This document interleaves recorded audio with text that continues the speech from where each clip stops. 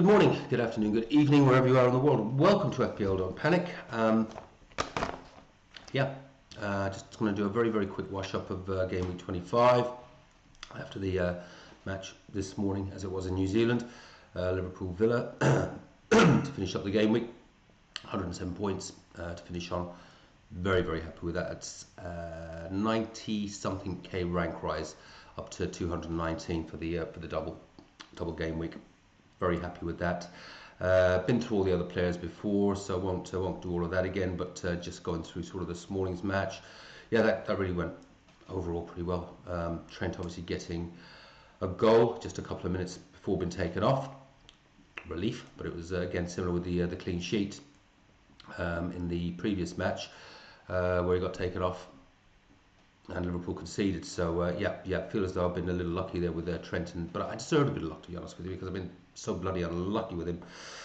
Yeah, good to see getting some reasonable returns, not in the double digits, but you know, I'm just happy seeing sort of sevens and eights makes me happy, more as it was in this case, sixes and sevens.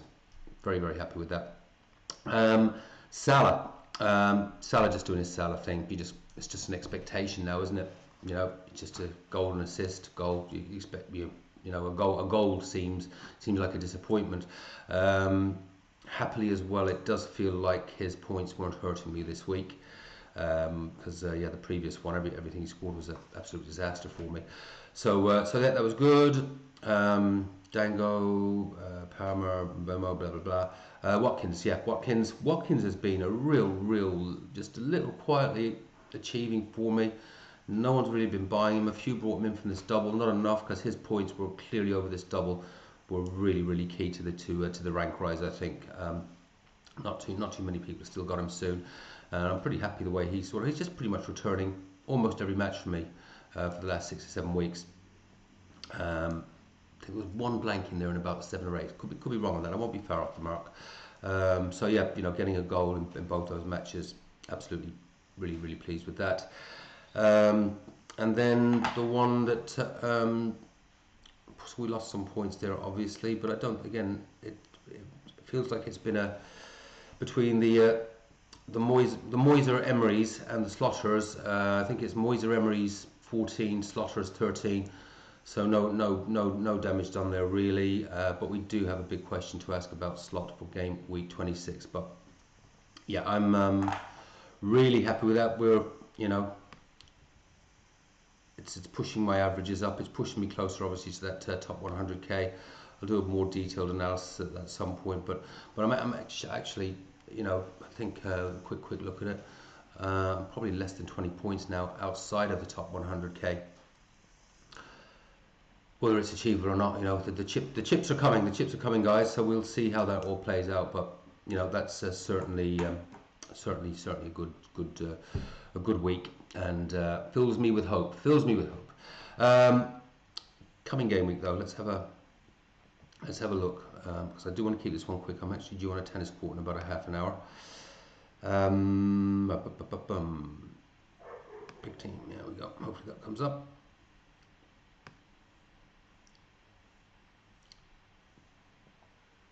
Okay, so we definitely have some questions here. Big questions that could make such a difference. At this point, I think I'm going to roll. Not roll. So sorry. Bear in mind, not roll. I had to did that transfer to beat some price changes. So I have no transfers. I brought in Wanyeri for Ahmad because of the injury. So I've got Wanyeri for a really nice fixture at home to West Ham. And as I said in the previous video, that guy's got goals in him and he's got assists in him. He looks good. I don't think he's going to be a permanent fixture in my team, but he'll see me through till 29, and at 4.5 million, that is going to allow me to do other things. So I will only have 3 transfers between now and 29, which means if I choose to, I can go out with a full 11. This team looks great, I think, for next week. I'm so tempted to take Slot out. Very tempted. There are actually a couple of good options there. Glasner, Palace away to Fulham. Entirely possible Palace could get something there. a draw, but potentially a win. And the other one, McKenna at home to Spurs. But, you know, if I take the -4 for slot to do that, so we're already starting on a -4 for some things that are a bit punchy anyway. So what is the upside? And that forces me into taking a hit in 29 anyway. So that becomes a -8. I'm just going to take my chances, and here is a narrative that I have created myself. Lots of people are moving off slot to take a gamble on McKenna and Glasner, or just going for the banker fixture, which some are seeing with Arteta. Supposing some of those don't come in, and supposing Slot gets his win, Slot suddenly is a differential. It's a bit of a stretch for a it is a bit of a stretch for a narrative, but it's the one I'm going with, and I'm gonna stay with Slot because ultimately it's not a -4, it'll be a -8. And City, and you know, City, what they got 3 not past them. I know it's Real Madrid, I know it's Mbappe, but you know, Liverpool will be you know, they'll be wanting to go there, I think, and get a result out of this and see this as that changing of the guard. We're the new champions elect. Or of course it could go the other way and City go, yeah, you're not taking our Premiership. It's going to play out the way it's going to play out. I'm not going to take the hit. I think I've made a 100% decision on that. The other big question is captaincy. Now the little surveys that I've seen, and the deadline's coming up soon, it looks like it's about 60 to 70%, probably in the upper echelons anyways, are going to be going with Salah. And then you've got a spread, and I've actually got most of the other players that people are sort of talking about. Palmer, absolutely no way, not in his current form. And Bumo is really, really tempting. Tango is tempting at home to Wolves. I reckon he's going to get 2 or 3 big chances in that. Wanyeri's it's tempting. He could so easily have had. He got his assist, but he could have. He hit the post, I think, twice in Arsenal's last match. What, 1% owed? Quite the differential. Watkins at home to Chelsea. He's pretty much getting a goal a game for me. He's in that area. And of course, Isak home to Nottingham Forest. Quite frankly, I don't know. I have not made a decision on that. It feels like I should just toss a coin multiple times on that one. I'm keeping it on Salah because once again, it's can you back against him? And does Salah, because all the players that I mentioned, a lot of those, when I saw, was it FPL Mates 100 experts, those were all the players. That was like that spread across most of those players that I mentioned. So does Salah suddenly become a differential? Because you know he's going to get one. He could haul. You know, if City play the way they play, you know, and Liverpool break them down, you know, and go into transition, you know, in the high press and break them down. Liverpool, as I've often said, you know, even though I think they've gone a little bit jittery, they're still, you know, one of, if not the best teams around in transition. Could be 2 or 3 goals there for Salah. I don't know what to do. It could be a twin. Keeping it on Salah, that one could be a literally last minute decision right on deadline. But I say it's still 50-50, like 50% Salah and 50% I change it to an other, and I have no idea who the other will be at the moment. Last but not least, so just a quick little chat around some of we've got an absolute minefield, as you know, we're trying to work our way through. So just a little thoughts around some of my potential transfers and the way this game week has gone. But yeah, we've got double in 29. I've got the blanks in 29. So I'm reasonably well set for that. And the likely players, you know, that would be coming out. I think Watkins will probably go. He will absolutely go just because of the because he blanks. That could be for Marmoush or it could be for Haaland, and that depends on what I do with Trent. Do I take Trent out for Greaves? I could do that, just a two moves there, and Trent could come out, and I could bring in Greaves, who may have a double later on. But I think I'm going for the whole Marmoush thing, and then could actually have Cunha coming in for Ndiaye.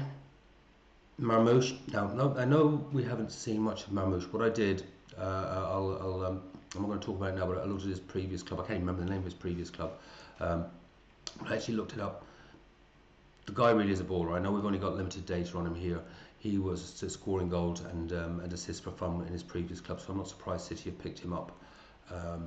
Really leaning towards him. Coming in for Watkins, Ndiaye to Cunha, and that means Trent can turn into. Not sure I'd bring in for Trent. Could double up on Arsenal.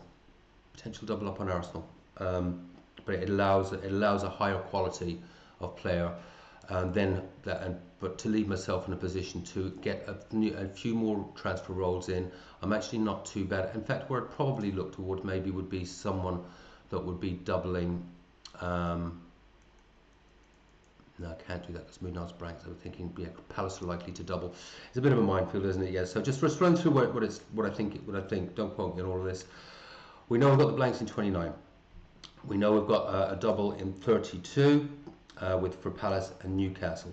Then we've got what will be a massive double, and the likely teams that will be there will be Villa against Newcastle and City, Bournemouth against Crystal Palace and Man United, Ipswich potentially against Arsenal and Newcastle, City against Everton and Villa. That's my answer, Gvardiol. That's my answer. Just on the chance, I think City will be focused on the Premier League and the FA Cup. They have to do something this year after going out of Europe. Gvardiol in for Trent. I think that's what I'm going to do.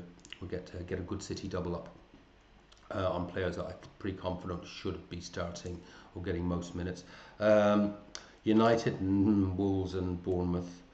Don't think I'm going to go United. And then Newcastle. So it's a potential double for any of you got your triple captainers left. Villa and Ipswich. Now those are not set in concrete. Don't write those down. Oh, that's what's definitely happening.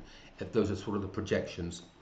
So we just have to keep an eye on that, but it's something to bear in mind when we're thinking about our transfers. If you're rolling through 29 and trying to do it with transfers, who are you bringing in? But as it stands, I would say those would be my transfers, my 3 transfers, and I'll end up with a really nice 11 out, 429, looking really good as I roll through 30 and 31, and even potentially through 32. And then really go hard into that big double in 33 and wild card in 34. Makes sense in my head, folks. That's all I've got. Hope your game week's going well. I'll have a look at our mini league. Quick look in there. Some nice scores. A few of us have done very, very nicely this week. I'll try and do. I didn't do the Bishop Brennan Cup for the last week. I'll try and do it this week. And we'll see who's won that. Some nice scores in there. I've had a good week, and a couple of you guys have had an even better one. So well done if it was you. I shall talk to you soon. I'm off to play tennis now. Have fun, play your own game. Don't panic. Talk to you soon. Bye bye.